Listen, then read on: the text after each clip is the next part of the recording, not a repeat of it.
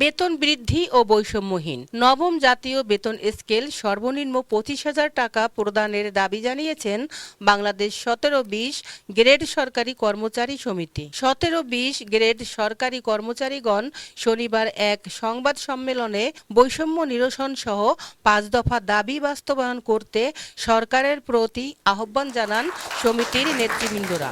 উক্ত সংবাদ সম্মেলনে 5 দফা দাবিসমূহ উপস্থাপন করেন কেন্দ্রীয় নির্বাহী কমিটির সাধারণ সম্পাদক মোহাম্মদ নূর আলম। বাংলাদেশ 17-20 গ্রেডের সরকারি কর্মচারী কেন্দ্র কমিটির 5 দফা দাবি আপনাদের মাধ্যমে আমরা পেশ করতে চাচ্ছি। 1. নবম জাতীয় বেতন কমিশন গঠন করতে হবে এবং কমিশনার কর্মচারী প্রতিনিধি রাখতে হবে। সর্বোচ্চ বেতন 25,000 টাকা নির্ধারিত করতে হবে। 2. আউটসোর্সিং পদ্ধতি সম্পূর্ণভাবে বাতিল করতে হবে। সকল আউটসোর্সিং কর্মচারী রাজস্ব খাতে স্থানান্তর করতে হবে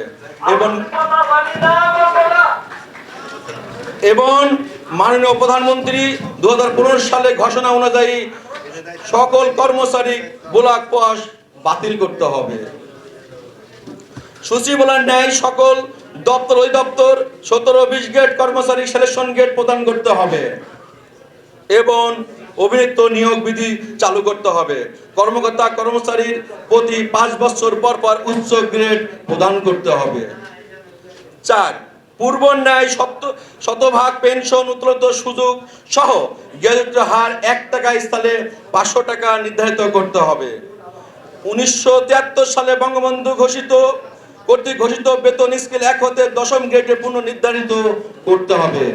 নিয়োগ ক্ষেত্রে বাংলাদেশ রেলের ডিপার্টমেন্ট ন্যায় 40% পোষ্য কোটা সংরক্ষণ করতে হবে। পুলিশ ন্যায় রেশন ব্যবস্থা করতে হবে। নার্স ন্যায় পোশাক টাকা বেতন সাথে সময় করতে হবে। বাড়ি ভাড়া 80% করতে হবে। চিকিৎসা ভাতা 3,000 টাকা করতে হবে। শিক্ষা ভাতা 2,000 টাকা করতে হবে। যাতায়াত ভাতা 2,000 টাকা করতে হবে। টিফিন ভাতা 1,500 টাকা এবং ধুলাই ভাতা 1,000 টাকা করতে হবে। আমি মোহাম্মদ নূর আলম, সাধারণ সম্পাদক, বাংলাদেশ 17-20 গ্রেড সরকারি কর্মচারী কেন্দ্র নির্বাহী কমিটি।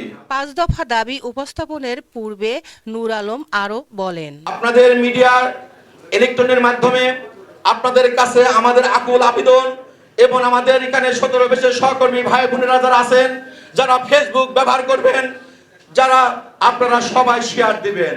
বর্তমান যুগে পত্রিকা নিউজ হলে আজকে পত্রিকা হবে, কালকে শেষ হবে, পরশুদিন শেষ হবে, কিন্তু ডিজিএফআই এনএসএরা আপনার ফেসবুকটা কিন্তু ব্যবহার করবে।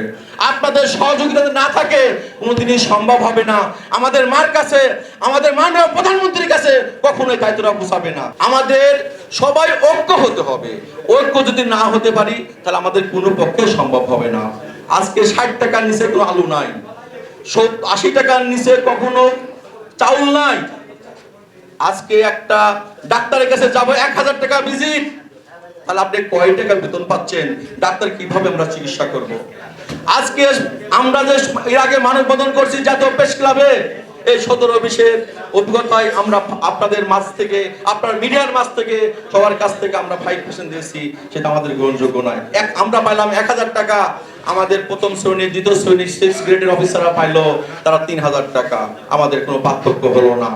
দাবি দেওয়া সহ স্বাগত বক্তব্য রাখেন সংগঠনের সভাপতি মোহাম্মদ রফিকুল। বাংলাদেশে আজকে যে ইনোভেশন টেকনিশিয়ান স্মার্টের যুগ, সেই স্মার্টের যুগে বাংলাদেশের যে মাননীয় প্রধানমন্ত্রী জননেত্রী শেখ হাসিনা উনি ঘোষণা দিয়েছেন স্মার্ট বাংলাদেশ করবেন, কিন্তু আপনারা জেনে দেখবেন যে বাংলাদেশের সরকারি কর্মচারী অঙ্গনের যে ছোট ছোট কর্মচারীরা আছে তাদেরকে স্মার্ট না করে বাংলাদেশ স্মার্ট করা কখনোই সম্ভব নয়।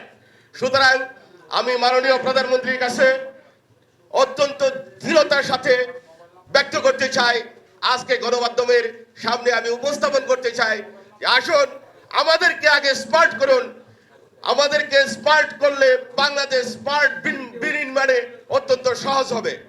সেই প্রত্যাশা মাননীয় প্রধানমন্ত্রীর কাছে রেখে আমাদের যে দাবি, এই দাবিগুলো গণমাধ্যম, আপনারা যারা সাংবাদিক, প্রিয় সাংবাদিক সহকর্মী ভাই ও বোনেরা, এখানে আমাদের বেশ কনফারেন্সগুলো আপনারা উপভোগ করছেন বা নিচ্ছেন, সেগুলো মাননীয় প্রধানমন্ত্রীর কাছে আপনারা তুলে ধরবেন এই আশাবাদ ব্যক্ত করে আপনাদের সবাইকে আমার সংগ্রামী সালাম এবং অভিনন্দন জানিয়ে এখানে আমার বক্তব্য শেষ করছি। এছাড়াও বক্তব্য রাখেন সংগঠনের অন্য নেতৃবৃন্দরা।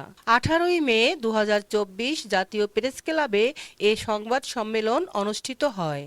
শাহিদ আক্তার পাখি, মাতৃভাষা টেলিভিশন, জাতীয় প্রেস ক্লাব, ঢাকা।